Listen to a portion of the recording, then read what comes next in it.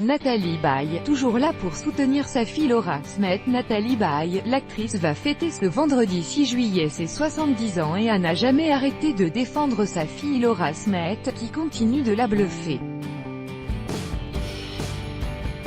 Mis à jour le 3 juillet 2018 à 14h47, l'actrice qui s'apprête à fêter ses 70 ans ce vendredi 6 juillet reste très proche de sa fille après la disparition de Johnny Hallyday et a fait sa première apparition à ses côtés le 1er juillet lors du concert des Chœurs Éternels dans le Loiret.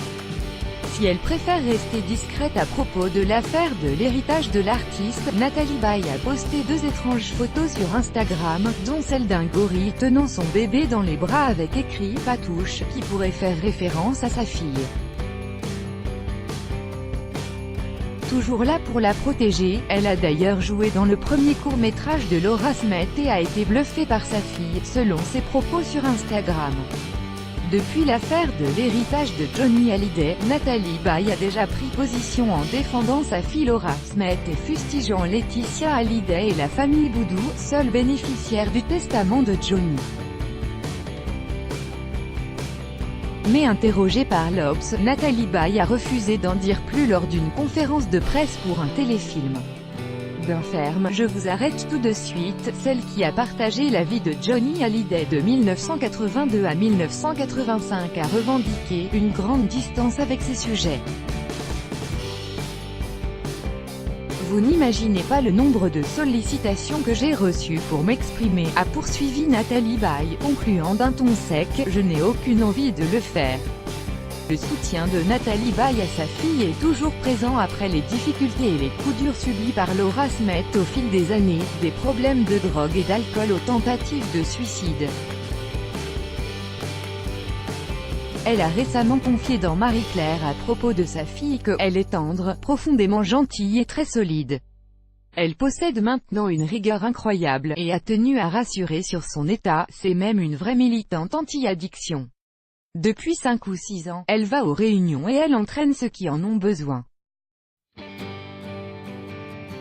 Libérée de ses nuits, elle est redevenue le soleil qu'elle était. Laura est une belle personne, de plus très drôle. Nathalie Baye, mère protectrice de Laura Smet et vigie du clan Hallyday. Voir le dossier Nathalie Baye mère courage déjà en 2007. En 2007, quand Laura Smet est happée par la célébrité et les soirées arrosées où se consomment sans modération toutes sortes de substances, Nathalie Baye joue ainsi pour la première fois les merlouves. C'est sous l'impulsion de sa mère que Laura Smet, 24 ans à l'époque, est admise en psychiatrie à Sainte-Anne, à Paris.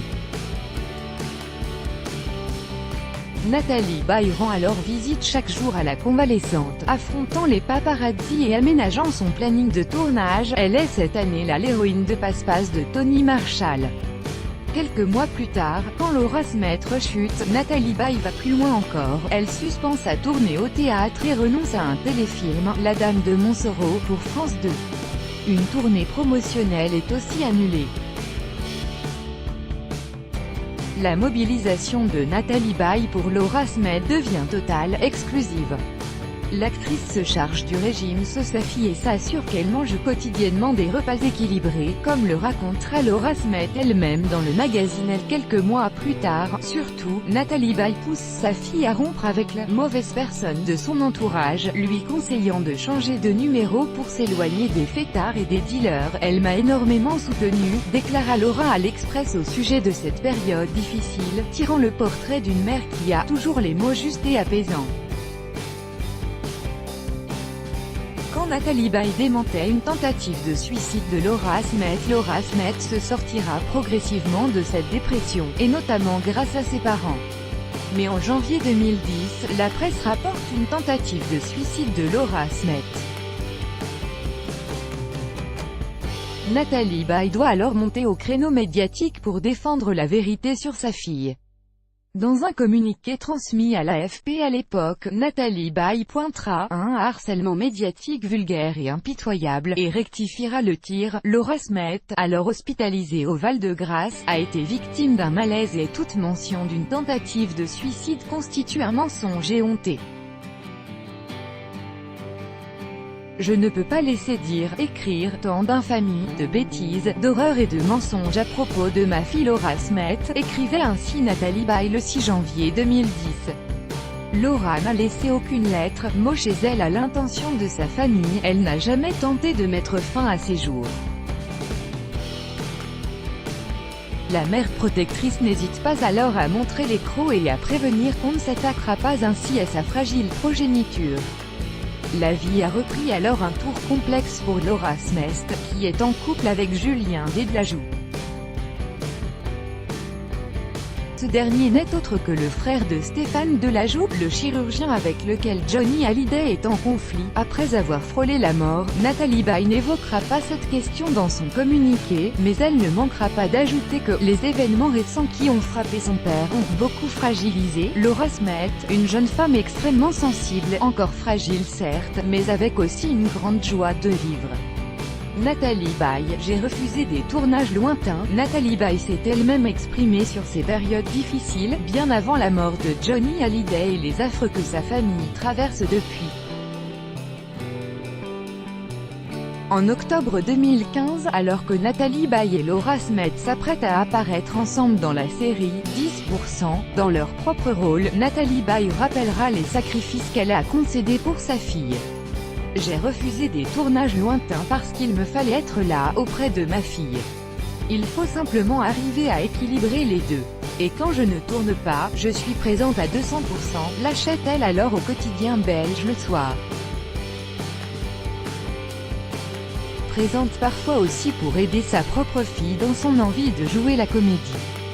Dans un entretien à Télé 7 jours la même année, Natalie Baye racontait qu'il pouvait lui arriver d'aider Laura Smith dans sa carrière de comédienne, comme la plupart des parents qui ont envie que leurs enfants soient heureux dans ce qu'ils entreprennent. Et Natalie Baye de soutenir sans sourciller la jeune actrice. Ma fille aime jouer la comédie et, en plus, elle est douée, concédait-elle encore. Entre Natalie Baye et Laura Smith, une relation très forte. Natalie Baye décrira aussi à plusieurs reprises sa relation avec Laura Smith, entre complicité et maintien constant du statut et de l'image de la mère. L'actrice s'est plusieurs fois décrite comme une « vraie maman ». Pas du tout borderline, pas du tout mère, copine. Nathalie Baye estimant que « un enfant a besoin d'avoir des limites, des valeurs, un cadre, sans pour autant créer de distance trop importante avec la chair de sa chair, je suis très proche de ma fille. On se parle beaucoup, on est très complices.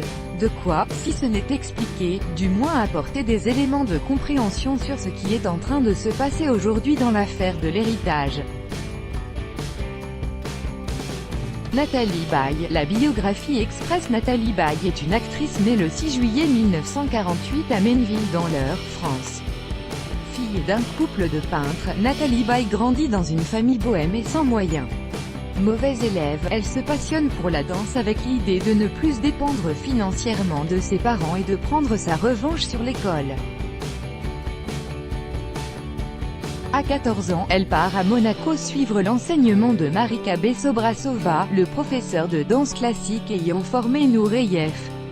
Elle passe aussi un an aux États-Unis, avant de revenir à 18 ans pour s'installer à Paris. La rencontre avec François Truffaut, entraînée par une amie au cours Simon, elle prend goût à l'art dramatique et passe le concours du conservatoire avec succès. Elle y côtoie notamment André Dussolier et Jean-François Balmer. Elle débute au cinéma avec une courte scène dans Brève rencontre de Robert Wise, puis est engagée par François Truffaut pour le rôle de la script dans La Nuit américaine, 1973. Le cinéaste la dirigera à nouveau dans L'homme qui aimait les femmes, 1977, et La Chambre verte, 1978. Elle enchaîne ensuite les seconds rôles effacés, notamment dans La gueule ouverte de Maurice Pialat, 1974, où elle a pour partenaire son compagnon Philippe Léotard. Star et icône people, la comédienne est révélée au grand public grâce à son très beau personnage de professeur déprimé dans Une semaine de vacances de Bertrand Tavernier, 1980. Son jeu tout en subtilité et son élégance naturelle conquiert le public. S'ouvre alors pour elle un période faste qui lui voit remporter le César du meilleur second rôle féminin pour Une étrange affaire de Pierre Granier de Fer, 1981, puis celui de la meilleure actrice en 1983 pour son interprétation d'une prostituée dans La Balance de Bob Swain. Elle connaît également un succès inattendu avec le drame historique Le Retour de Martin Guerre de Daniel Vigne, 1982, puis J'ai épousé une ombre de Robin Davis l'année suivante. Elle est aussi l'égérie de Jean-Luc Godard le temps de 2 longs métrages, Sauf qui peut, La vie, 1980, et Détective, 1985, qui médiatisent sa relation avec Johnny Hallyday. Les 2 vedettes ont une fille, Laura, née en 1983. Reine du box-office français et des magazines People, Nathalie Baye souffre de sa surexposition et connaît une rapide éclipse qui la pousse à s'accorder une parenthèse théâtrale en 1986 avec le spectacle Adriana Monti. La maturité épanouie, les années suivantes confirment sa baisse de popularité malgré sa composition remarquée de Femmes divorcées à la dérive dans un week-end sur 2 de Nicole Garcia, 1990. La comédienne prend son mal en patience et continue de travailler ses rôles avec tout autant de rigueur. Sa carrière est brusquement relancée en 1999 par des personnages de femmes mûres un peu désabusées et assumant leur sexualité. Une liaison pornographique de Frédéric Fontaine lui vaut la Coupe Volpi de la Mostra de Venise, tandis que le succès de Vénus Beauté de Tony Marshall lui permet de compter à nouveau parmi les actrices françaises les plus demandées. Elle est même sollicitée par Spielberg pour interpréter la mère de Leonardo DiCaprio dans Arrête-moi si tu peux en 2002. Depuis, elle ne cesse de tourner avec des prises de risques de plus en plus grandes. Elle n'hésite plus à accepter les premiers longs métrages de jeunes réalisateurs, Une vie à t'attendre de Thierry Cliffat, 2004, ni à se glisser dans la peau de femmes alcooliques, Les sentiments de Noémie Lvovsky, 2003, Déjanté, absolument fabuleux de Gabriel Aguillon, 2001, ou Calculatrice, La fleur du mal de Claude Chabrol, France Boutique de Tony Marshall. Signe de sa consécration, Nathalie Baye est entrée au dictionnaire à l'occasion de l'édition 2006 du Petit Larousse.